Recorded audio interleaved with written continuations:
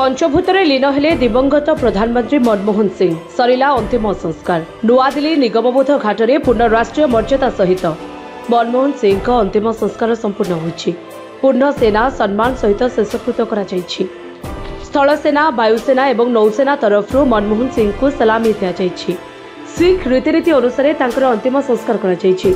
एही अंतिम संस्कार कार्यक्रम में प्रधानमंत्री नरेंद्र मोदी सामिल होई तांको श्रद्धांजलि देथिले। एसहित राष्ट्रपति द्रौपदी मुर्मू, प्रतिरक्षा मंत्री राजनाथ सिंह, अमित शाह, जेपी नड्डा, कांग्रेस अध्यक्ष मल्लिकार्जुन खड़गे, राहुल गांधी, सोनिया गांधी समेत बहु बड़ बड़ नेता एथिरे जोग देथिले। सकाळु मनमोहन पार्थिव शरीर को शोभायात्रा कांग्रेस मुख्यालय को नियाजिबा सहित सेठारे श्रद्धांजलि प्रदान करा जायथिला। या परे शोभायात्रा निगमबोध घाट को पार्थिव शरीर निया जायथिला। सेठारे राष्ट्रीय मर्यादा सहित शेषकृत्य होइछि। ब्यूरो रिपोर्ट, जे न्यूज।